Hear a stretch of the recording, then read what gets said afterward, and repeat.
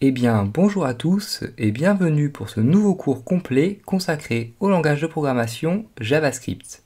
Alors, pour ceux qui ne me connaîtraient pas encore, une petite présentation très simplement, très rapidement. Donc, je suis Pierre Giraud, j'ai 25 ans et je possède un Master 2 entrepreneuriat d'une école de commerce.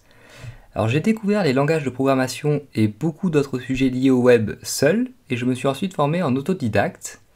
Aujourd'hui, et depuis plus d'1 an maintenant, j'essaie d'aider les gens et créer des articles, des tutoriels et des cours complets, donc sur des sujets tels que les langages de programmation, évidemment, mais également le référencement, WordPress, PrestaShop ou encore l'e-marketing, donc des cours et des tutoriels que je mets à disposition gratuitement sur mon site pierre-giraud.fr ou sur YouTube lorsque je fais des vidéos, comme c'est le cas présentement. Ce nouveau cours complet sur le JavaScript est ouvert à tous, quel que soit votre niveau, que vous sachiez déjà programmer en JavaScript ou pas du tout. Le seul prérequis pour suivre ce cours va être d'avoir de bonnes notions, de bonnes bases en HTML et en CSS, car si vous ne maîtrisez pas du tout ces deux langages, vous ne pourrez pas exploiter toutes les possibilités, toutes les potentialités du JavaScript. Alors si vous ne maîtrisez pas du tout ni le HTML ni le CSS, je vous invite à consulter le cours que j'ai créé sur ces langages, donc qui est disponible sur YouTube et sur mon site, avant de vous lancer dans l'apprentissage du JavaScript. Alors les objectifs de ce cours vont donc être tout d'abord de vous faire découvrir le JavaScript et de comprendre son utilité et ce qui fait toute sa puissance. Ensuite, nous commencerons donc, comme j'en ai l'habitude, par des choses assez simples, afin d'acquérir des bases solides, et nous nous dirigerons petit à petit vers des notions plus complexes. Alors comme je suis persuadé qu'on ne peut véritablement apprendre à coder qu'en pratiquant, j'essaierai le plus souvent possible d'illustrer chaque nouvelle notion par des exemples pratiques que je vous inviterai à faire en même temps que moi. Donc finalement, vers la fin de ce cours, nous verrons des notions plus avancées de JavaScript, ainsi que les interactions possibles entre le JavaScript, le HTML et le CSS, qui font véritablement toute la puissance du JavaScript. Pour le moment, dans ce premier chapitre d'introduction, on va tout simplement découvrir l'histoire un petit peu du JavaScript et dans quelles conditions on peut l'utiliser, et nous allons également préparer notre environnement de travail pour la suite de ce cours. Alors, le JavaScript, tout d'abord, a été créé en 1995 et c'est un langage de programmation de script qui va nous permettre de créer de l'interaction avec nos visiteurs. Un script, c'est tout simplement une suite d'instructions qui vont être interprétées par un autre programme. Il va donc nous falloir un interpréteur. Alors, pas de panique sur ce point, cependant, car tous les navigateurs récents possèdent un interpréteur JavaScript.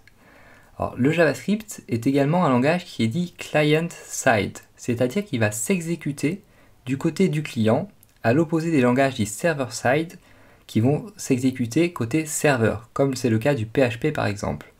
Alors pour faire simple, lorsque vous accédez à une page web, vous êtes le client et vous allez demander la page web via votre navigateur à un serveur. Un serveur, donc c'est tout simplement un ordinateur qui reste allumé 24h/24 et qui est généralement beaucoup plus puissant que votre ordinateur à vous et qui va se charger donc d'envoyer des pages web lorsqu'elles seront demandées. Alors les langages comme le PHP donc vont être exécutés par le serveur, c'est-à-dire que celui-ci va se charger d'effectuer les opérations demandées, puis va encore une fois donc renvoyer le résultat sous forme de HTML dans la majorité des cas. Le serveur va également renvoyer le JavaScript relatif à la page demandée et le CSS sans effectuer aucune autre opération dessus, puisque ce sont des langages qui sont client-side encore une fois. Et finalement, donc le navigateur va afficher le HTML mis en forme et va se charger d'exécuter le code JavaScript. Alors le JavaScript est encore un langage qui est dit orienté objet à prototype. Donc pour le moment, il est un petit peu tôt pour que je vous explique ce que sont les objets en JavaScript et ce que sont également les prototypes, tout simplement car la définition que je vous donnerai ne ferait aucun sens pour vous. Il va nous falloir tout d'abord des bases solides en JavaScript afin véritablement que vous compreniez de quoi il s'agit.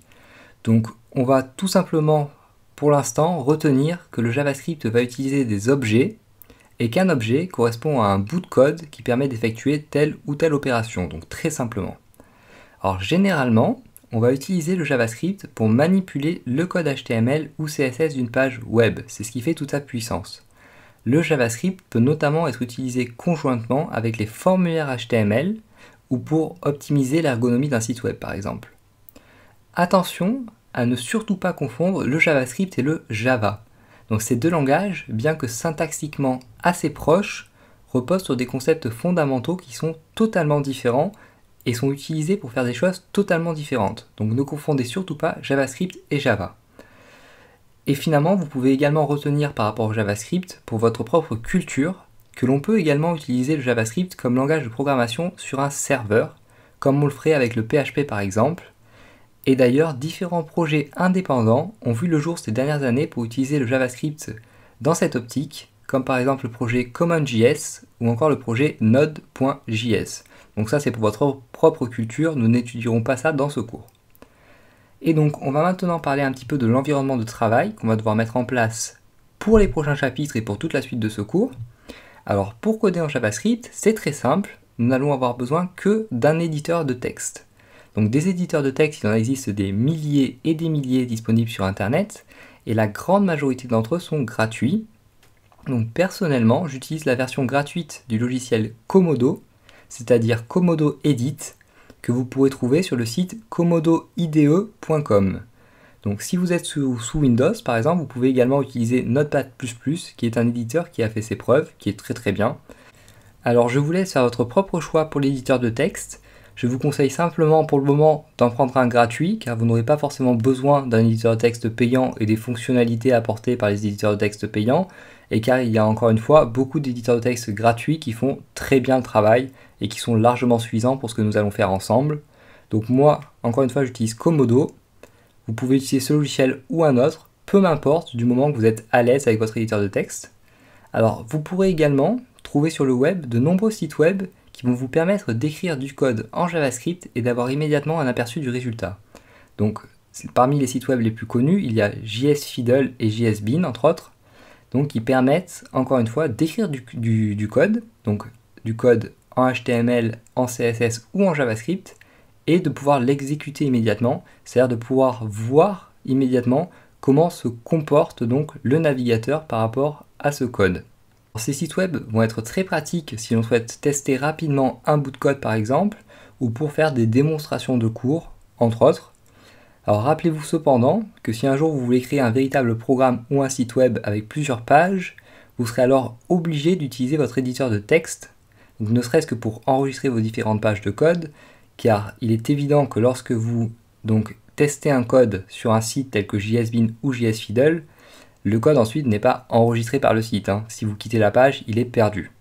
Donc moi dans ce cours, je vais travailler avec un éditeur de texte, mais vous, si vous voulez un jour tester du code, aussi même si vous voulez tester le code que je fais en même temps que moi dans ce cours, vous pouvez également aller sur les sites JSFiddle ou JSBean, qui sont donc de très bons sites et qui permettent encore une fois d'avoir un aperçu en temps réel donc des résultats produits par tel ou tel code. Donc voilà tout pour ce premier chapitre un petit peu qui a posé les bases, donc les bases pédagogiques, la méthodologie et l'environnement de travail. Et donc je vous dis à bientôt pour le prochain chapitre qui va véritablement marquer le premier chapitre de ce cours, dans lequel nous allons un petit peu voir les bases en JavaScript, notamment où écrire notre code en JavaScript, comment afficher du code en JavaScript, la syntaxe, l'indentation et les commentaires en JavaScript. À bientôt.